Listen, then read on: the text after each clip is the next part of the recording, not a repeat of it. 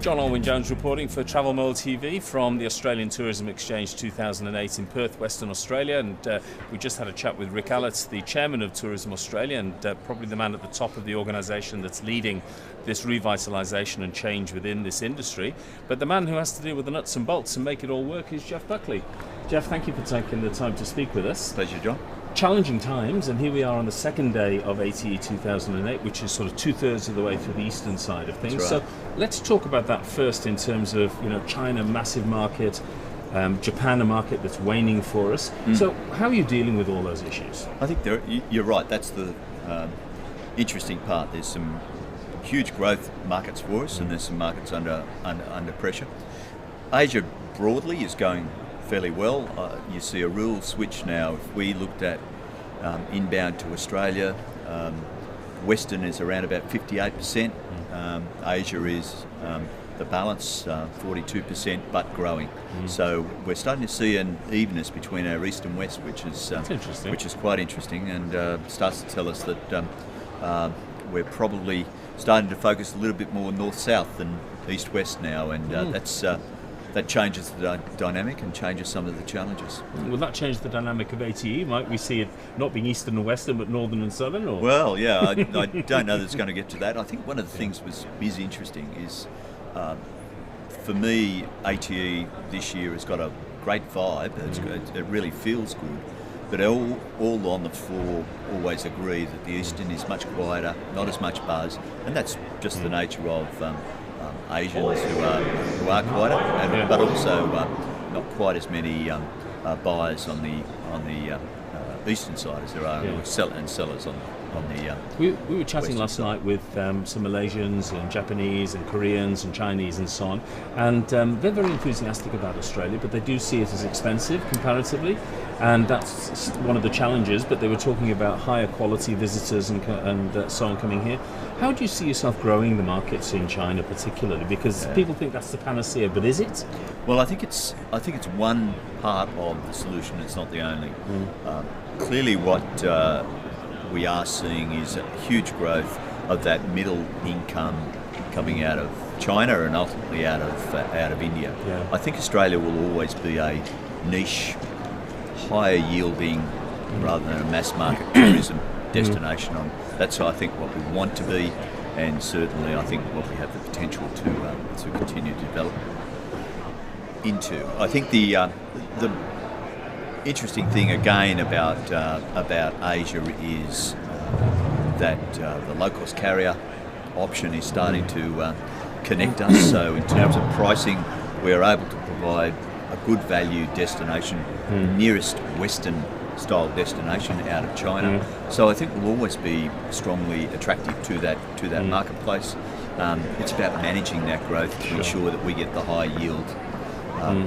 You and I have been in the industry for a while, and you don't have to go back far to talk about profitless volume was the catchword. And we mustn't go down that path. Absolutely, and we've been focusing on yield, and that's working. So 2% growth in inbound visitors last year, 07 versus 06, 6% increase in yield.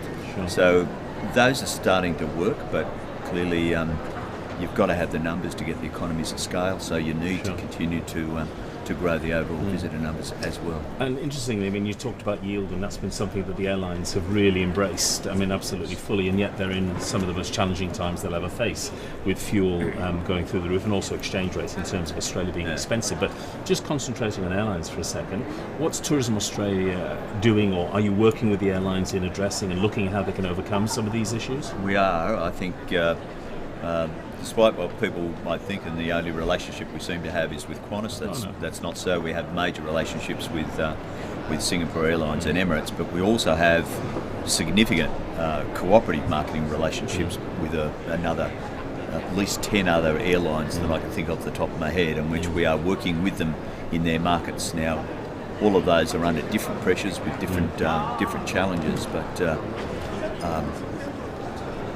the real trick from our point of view is building a partnership with those so they understand what we can offer, and we can then work up the partnership, which actually is a win-win for both of us. Sure. the fuel pricing issue is going to be a real challenge. I don't think we've seen the worst of the impacts yet, and we're now getting almost daily reports about airlines either withdrawing from routes or withdrawing certain planes from routes, higher fuel usage planes. That will continue, I think, for a while. Sure. What we are, I think, holding out for is a significant increase in the number of aeroplane purchases that many of the key airlines have got, and when they might come on stream, and that will provide us with an opportunity to be able to look at different routes, new markets, sure, at a fairly more fuel efficient, cost effective operation. Okay. Moving across the domestic side of things, Australia's not an expensive destination for Australians, but because it's so cheap to go overseas, and also a lot of the aircraft are very full now, with Australians actually leaving Australia.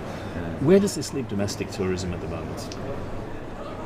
It is an interesting point in time, because we're starting to see two things happening in Australia. One, the economic good times that we're having is probably levelled off a little bit, so people are a little bit more nervous about where the economy is going into the future, and certainly that starts to play on your mind in terms of high spending overseas trips.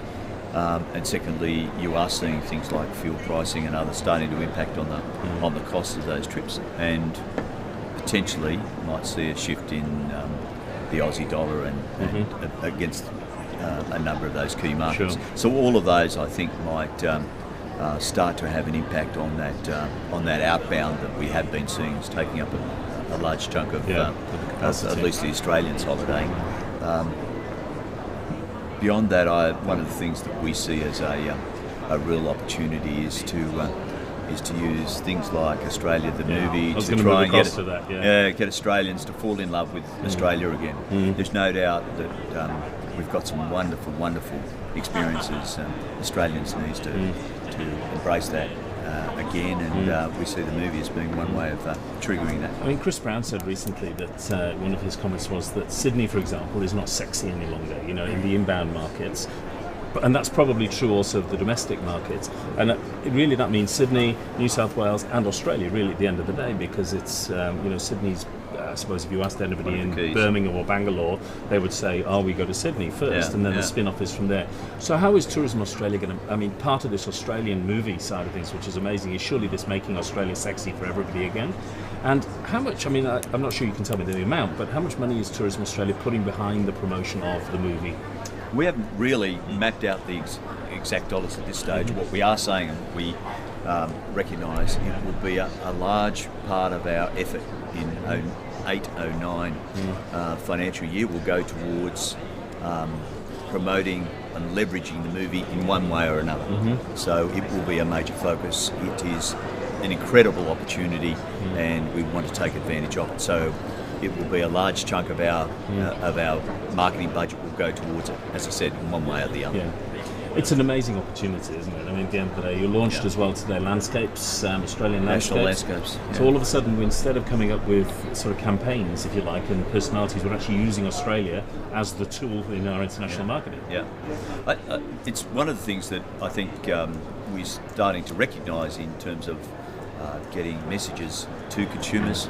It's about content. It's about enticing them with fantastic product. We need to get those sort of messages out to the consumers, and National Landscapes is a great example of some of the wonderful places that we have available. But it's very hard to sell 600 or so national parks for people to get their head around that. So what you start to do is chunk it into fantastic experiences based around some iconic national park or World Heritage type experiences, and the regions then become the destination, if you like, which is very powerful, and I think matches the way in which consumers are starting to look at how they might experience a destination. Moving across to the relationship between the federal government and the state governments, one of the things we spoke with Rick about was that one of his missions has been to sort of get that working much more closely together, and it's clear that's happening.